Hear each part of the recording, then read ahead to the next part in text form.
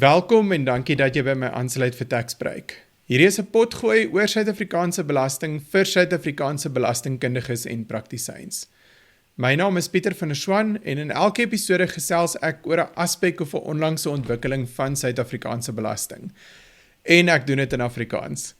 Ek probeer verder elke episode kort genoeg hou dat jy daarna kan luister wanneer ook al jy 'n vinnige breek wil vat. Nou vandag se onderwerp is nie noodwendig 'n baie tegniese een op die vlak wat ek het ten minste gaan bespreek en ook nie iets niets nie, maar ek dink dis 'n onderwerp wat altyd baie relevant is. So een van die luisteraars het vir my gevra, moet ek my kliënte adviseer om hulle bates in 'n trust te hou of nie?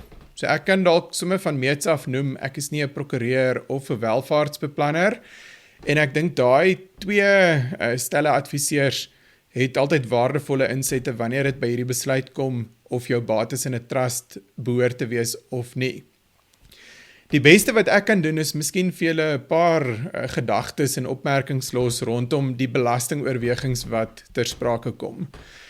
Maar ek dink uiteindelik as mens na daai besluit gaan kyk, is dit 'n besluit wat sal wees om bates in 'n trust te hou of nie, wat jy moet neem op balans van 'n hele klomp oorwegings, waarvan belasting een is, miskien regsaspekte soos beskerming van bates, ander een, en dan uit 'n welvaartsbeplanningsoogpunt is daar 'n hele klomp oorwegings, soos byvoorbeeld, hoe sal hierdie welvaart deur die familie dan nou op 'n manier gemeenskaplik bestuur word.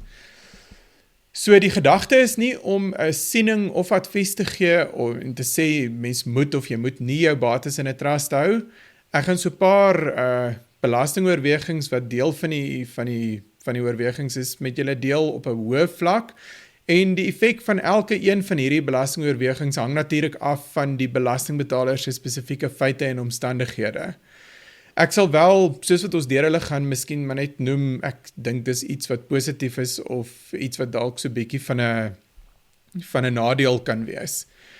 So kom ons begin by die feit dat 'n trust is nie 'n lewende wese wat doodgaan of te sterwe kan kom, so daarom is daar nie boedelbelasting op 'n trust. As mens dit dan nou gaan vergelyk met 'n individu, en ek gaan die hele tyd die vergelyking tref tussen 'n individu en 'n trust, sien hulle dit, dink ek, is waar die besluit gewoonlik lê om te sê, maar behoort 'n individu sy bates persoonlik te hou of in 'n trust. Nou, as mens kyk na 'n individu, daar is natuurlik boedelbelasting en soos wat bates en welvaart van die ene individu na volgende een vererf word en die volgende persoon kom te sterwe, kan daar dalk weer boedelbelasting wees. So daar is 'n siklus van herhalende boedelbelasting van tyd tot tyd wat 'n trust nie het nie. Sou dit gebeur dat ergens in die toekoms daar 'n kapitaalebelasting of 'n welvaartsbelasting op trusts ingestel word, dan verander hierdie oorweging natuurlik 'n bietjie. So, op balans dink ek, die feit dat 'n trust nie aan boedelbelasting onderworpe is 'n positiewe oorweging. Miskien net 'n kantnota om te noem, mens moet wel daarvan bewus wees dat daar iets soos artikel 33D van die boedelbelastingwet is, waar daar in sekere gevalle deurgekyk kan word na van die trust se bates en in 'n individu se boedel ingesluit word. Terwyl ons op die bates is, dink ek is die volgende logiese ding om dan oor te gesels kapitaalwinsbelasting. Nou, 'n individu in sy eie naam wat 'n bate hou, wanneer daai bate gerealiseer word, so met ander woorde, wanneer daar 'n beskikking, 'n verkoop is, dan betaal die individu kapitaalwinsbelasting. Die maksimum koers daarvoor is teen 18%, die effektiewe koers. En wanneer die individu te sterwe kom, is daar ook 'n kapitaalwinsbelasting op die verskil tussen die basiskoste van 'n bate en die waarde wat realiseer. So, ek dink in kort kan ons vir mekaar sê, soos wat waarde opbou vir 'n individu, word die waarde belas oor tyd deur kapitaalwinsbelasting teen 18%. As ons dan dit gaan vergelyk met 'n trust, daar is geen belastinggebeurtenis by dood. So die trust se belastinggebeurtenis vir iets soos kapitaalwinsbelasting is by realisering. Nou, die nadeel van 'n trust teenoor 'n individu is dat die effektiewe kapitaalwinsbelasting koers in 'n trust is baie hoër. Dis 36%. So dis eintlik maar dubbel die maksimum koers van 'n individu.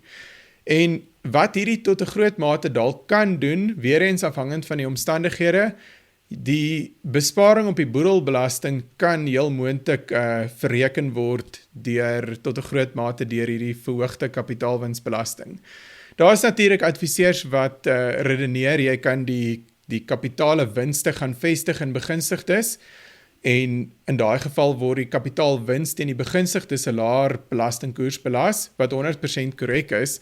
Ek dink net, as 'n mens na die groter prentjie gaan kyk, buite net belasting oor hoekom sal jy welvaart in 'n trust struktuur sit, dan begin jy dalk deur hierdie winste te vestig so bietjie die punt van 'n trust as 'n welvaartstruktuur mis. Die volgende ding waaroor ek wil gesels is inkomste. Nou, kom ons praat dalk maar eers oor kom ons noem dit nou maar amper eenvoudige inkomste.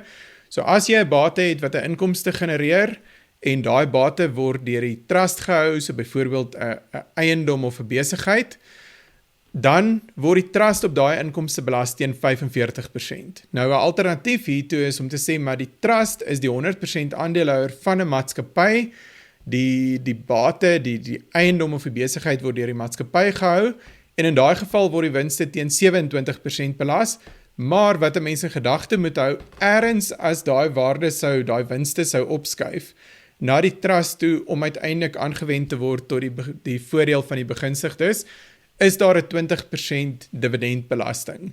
Nou, die onderwerp of die vraag om te sê, maar iets soos 'n houermaatskappy, het dit 'n rol of nie? Ek dink dis miskien 'n goeie onderwerp vir 'n toekomstige episode, maar ek gaan nie vandag daaroor gesels. Ek dink die punt hierso is dat as mens na winste wat in 'n maatskappy onder 'n trust oploop, kyk, dan is die effektiewe belastingkoers hier rondom 42-43%.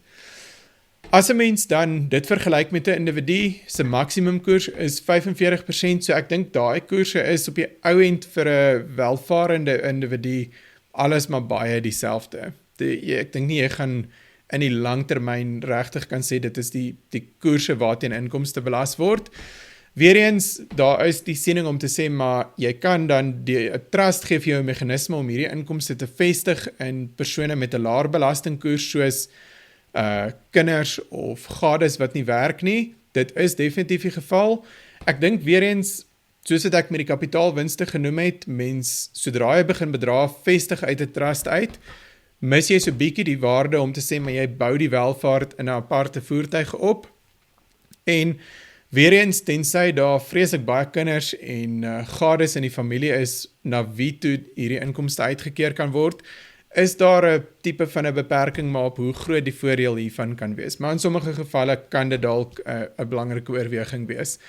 Wat ek net miskien laastens hier wil noem, wees maar net bewus, daar is, soos die Engelse term is, attribution reëls in artikel 7, so toerekeningsreëls, waarvan mens bewus moet wees wanneer daar uitkerings aan gades en minderjarige kinders gemaak word. Die laaste punt wat ek miskien maar net wil noem as 'n volgende oorweging is om jouself te gaan afvra, maar waar sit die inkomstebron? Is daai inkomstebron iets wat deur die trust besit word, soos 'n eiendom of 'n besigheid, of is die inkomstebron waar die welvaart vandaan kom dalk iets wat by die individu sit, soos 'n salaris byvoorbeeld?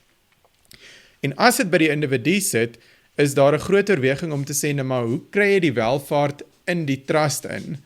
Nou, dan begin goed soos skenkingsbelasting, kapitaalwinsbelasting op die oordrag van bates, die toerekeningsreëls en hoe om die trust te befonds weer in spel kom. En daar sekere kompleksiteite soos artikel 7C byvoorbeeld wat ter sprake kom.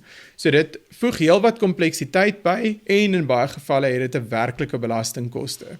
So om saam te vat, trusts, daar sekere positiewe belastingaspekte soos boedelbelasting, maar daar is ook negatiefes soos die baie hoë kapitaalwinsbelastingkoers. En ek dink op die ou end om te gaan sê, maar werk dit vir 'n familie of nie, moet mens na al die feite gaan kyk, meer as net belasting. Dis dit vir vandag se episode. As julle van die episode gehou het, laat weet my asseblief, stuur ook graag vrae en voorstelle, ek luister graag na dit, en gaan teken aan op jou gunsteling platform. Net weer eens soos altyd, hierdie potgooi is nie bedoel om advies te wees of 'n plaasvervanger vir advies, veral in die konteks van vandag se episode. Tot volgende keer. Totsiens.